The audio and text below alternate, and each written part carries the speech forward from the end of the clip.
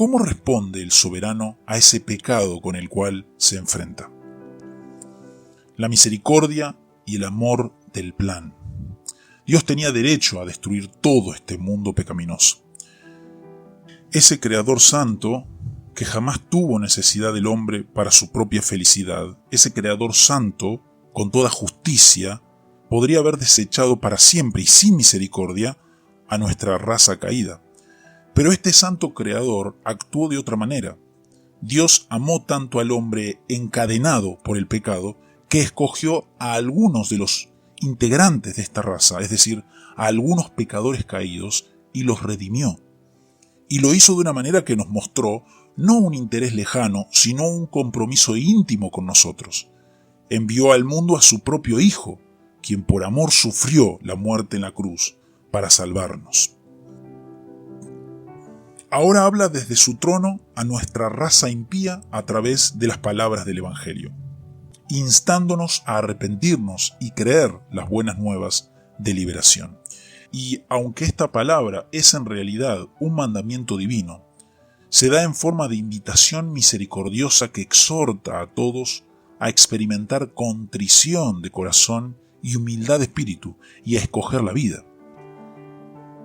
El santo Creador sacrificó a su propio Hijo con el propósito de librar al hombre de la dominación del pecado, plan que se había trazado desde antes de la fundación del mundo, diría Primera de Pedro 1, 18 al 20. Nada en el pecador lo pudo haber impulsado, pues Dios ya había planeado la salvación antes de que existiera el hombre. Según Efesios 1:4, nos escogió en él antes de la fundación del mundo. Y Romanos 9:11 afirma, pues no habían aún nacido, ni habían hecho aún ni bien ni mal, para que el propósito de Dios conforme a la elección permaneciese. La opresión es consecuencia de nuestra caída en el pecado. Pero el mensaje del cristianismo no viene de nosotros. La tiranía es de origen humano, mas la salida no lo es. Antes bien, este camino de libertad para el pecador tiene su origen en la operación personal de Dios. Antes que el ser humano tratara de buscar a Dios, Dios ya lo había buscado. La Biblia no muestra al hombre tanteando por encontrar a Dios, sino que muestra a Dios yendo en pos del hombre. Gente hay que visualiza a un Dios sentado cómodamente en un alto solio distante, separado, desinteresado e indiferente a las necesidades de los mortales, hasta que los gritos constantes de estos los sacan de la modorra en que vive y resuelve intervenir en su favor. Tal concepto es falso, rayano en la blasfemia. La Biblia revela a un Dios que toma la iniciativa, se levanta de su trono, deja su gloria, baja a buscar al pecador y se humilla, mucho tiempo antes que se le ocurra al hombre volverse a él, pues se halla envuelto en oscuridad y hundido en el pecado. El apóstol Pablo, escribiendo a su colaborador Timoteo, afirmó que el gran origen del Evangelio de Dios era el propósito suyo y la gracia que nos fue dada en Cristo Jesús antes de los tiempos de los siglos, pero que ahora ha sido manifestada por la aparición de nuestro Salvador Jesucristo, el cual quitó la muerte y sacó a luz la vida y la inmortalidad por el Evangelio. Segunda de Timoteo 1:9 al 10. Como el hombre no es el autor del Evangelio, y la liberación nos viene únicamente por medio de ese Evangelio, lógicamente tampoco puede ser autor de su propia emancipación. Esta, por el contrario, tiene como arquitecto al eterno Dios el Padre, como se sabe por medio de la Sagrada Escritura.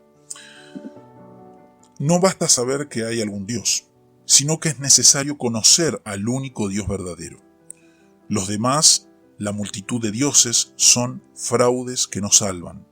Los políticos utópicos, por ejemplo, en que mucha gente confía, solamente engañan con promesas que no cumplen. Por eso siempre da tristeza ver que algunos teólogos dejen de buscar respuestas en la Santa Biblia y se dejen llevar por el remolino de la política. Ni los dioses de oro, ni los de ningún sistema económico, sea el capitalismo ateo o el comunismo ateo, nos pueden librar. Antes nos esclavizan más y más.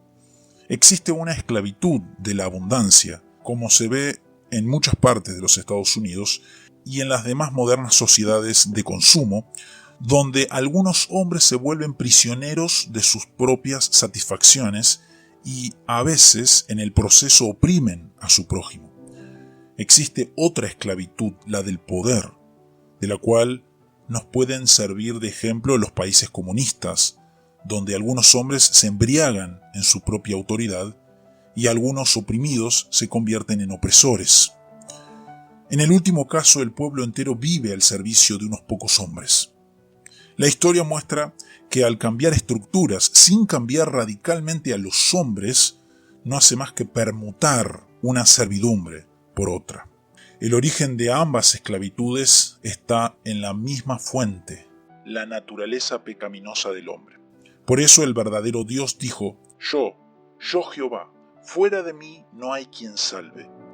Sin el conocimiento de este Dios, sean lo que fueran nuestras circunstancias exteriores, seguimos sometidos a la tiranía. Por esta razón, nos corresponde mirar solamente al Dios de la Biblia para nuestra liberación. Juan Calvino, gran defensor de la ortodoxia bíblica y teólogo eminente, no exagera de ninguna manera cuando afirma que es menester que estemos resueltos y convencidos de que el Dios que adoramos es la fuente de todos los bienes, para que ninguna cosa busquemos fuera de él.